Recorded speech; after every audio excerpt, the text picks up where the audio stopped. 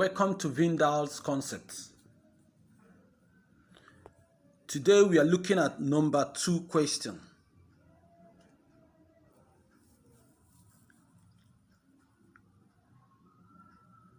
Number 2 question, and I'm going to specifically concentrate on number 2A and number 2B. Okay.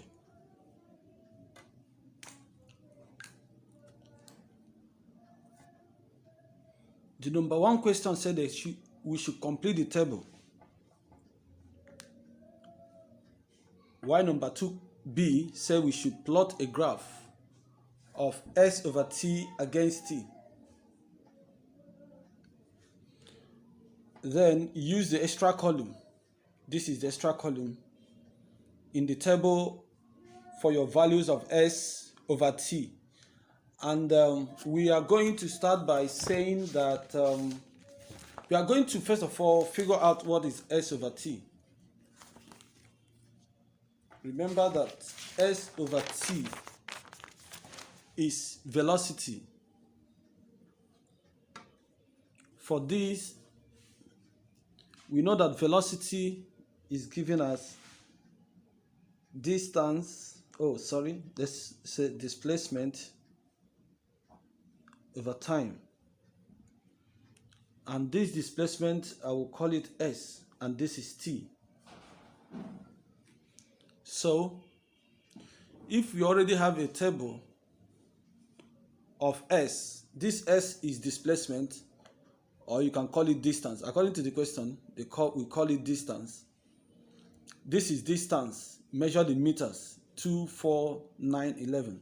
And this is time measured in seconds, this. And we are asked to complete the table, using this extra column. And then for that, we are going to plot a graph of S over T. And this over S over T, we have to make S over 2 at this point, which is going to be our velocity. So this is already what the table I have already made. And then how did I achieve that table? I said for every S, I'll divide it by every T. So we have 2.0. We have 2.0 and divide by 2.32. We have 0.86. 0.862. I will put 0.862 there. I also have, go to the next one, we have divide by 4.23. 4.23. I'll have 0.9 and I'll fill 0.9. So that is how I made all these columns.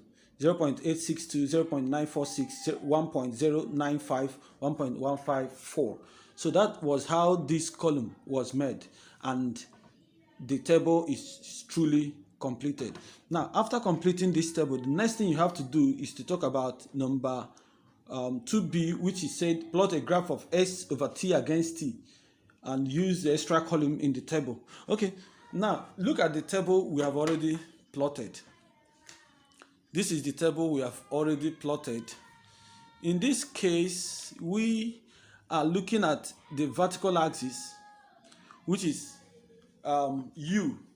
That U, I'm using U as my initial velocity, and then on my horizontal axis, in this my horizontal axis, I'm using T, because they say we should plot a velocity of, they say we should plot a graph of ST against this. So this one is on my vertical axis, while this is on the horizontal axis.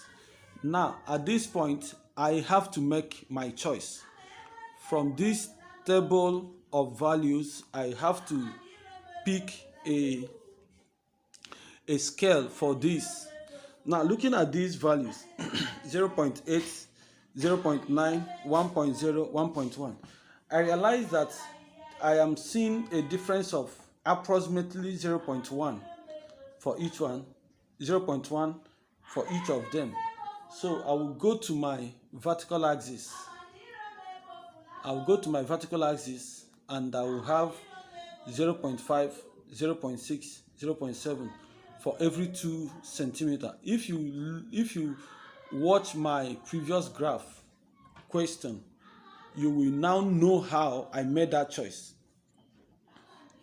Okay, let me also revise it again. I said that on the vertical axis, I said that 0.1 is the something as 2 centimeter. And remember that 2 centimeter means 10 lines. That means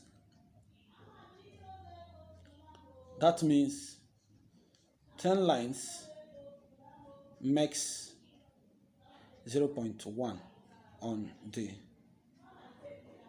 vertical. So mathematically,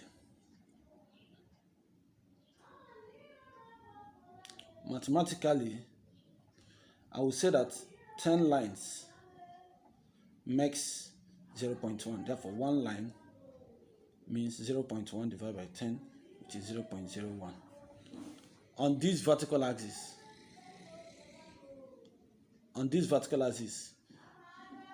we have, so on this vertical axis, you are going to look at what is 10 lines. We are going to express this so that you know what is 10 lines. Now, if you have, this is 0, 1, 2, 3, 4, 5, 6, 7, 8, 9, 10. So 10 lines means 0.1. That is why from here to here is 0.1. 0.1 at this point. Then from here to here is also 0.1. Because if you count 1, 2, 3, 4, 5, 6, 7, 8, 9, 10, it's another 10 lines for the vertical axis. Now, when we go to the horizontal axis,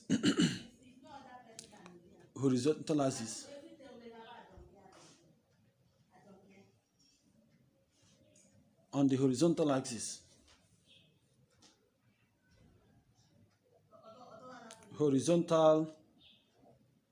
axis, in my horizontal axis, I said that 2 cm means 1 unit. That means 10 lines makes 1 unit. So 1 line becomes 1 divided by 10, which is 0.1. So going to this horizontal axis, 1, 2, 3, 4, 5, 6, 7, 8, 9, 10. 1, 2, 3, 4, 5, 6, 7, 8, 9, 10. So from here to here is 1. From here to here is 1. 1 is separating the. So if you say 3 minus 2, you have 1. 4 minus 3, you also have 1. 4 minus 3, you also have 1. So, but then, one of this line is 0.1. This is 0.1. This is 0.1. If you check it very well, you will get 1 for all of them. From here to here is 1. But this small line, this is small lines. They means 0.1 for the horizontal. But on the vertical, these small ones, they mean 0.01. Now, the next thing we have to do is to start plotting. Let's plot our first value. Our first value, we have 0.86 on the vertical axis and 2.32 on the horizontal axis. And in my vertical axis, I'm going to be plotting to 2 decimal places. So I'm going to be having 0.86. I must plot 0.86 on the vertical, and then on the horizontal, I will plot to 1 decimal place. That's 2.3. So I'm going to locate 2.3 here. 2.3. I'm going to locate 2.3. This is 2. 2.1, because we said that one line here means 0.1. So this is 2.1, 2.2, 2.3. So I'm going to locate this 2.3 and I will go straight to find 0.8. Now 2.3, I will trace it up to find this is 0.8, and I'm going to find 0.86, then trace it to meet 2.3 on the horizontal. So this is 0.81, 0.82, 0.83, 0.84, 0.85, 0.86. This is 0.86. This line is 0.86. Why this line is 2.3. Okay, the second one I'm going to plot. I have 0.94. This is 0.9. To get 0.95, 0.91, 0.92, 0.93, 0.94, I will trace 0.94 to get to this part. While on this vertical now, I will locate 4.2. This is 4. This line is 4.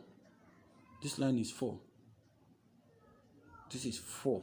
If you trace it back to meet 0.94. So this is 9.1 and 9. This is 4.1 and 4.2 at this line. So that is what I did until I plotted the whole graph. And then choosing my straight line, when I looked at this, I saw that 2 points entered my graph, and considering my line of best fit, and I placed my ruler very well to get this. The next thing we should be talking about is slope.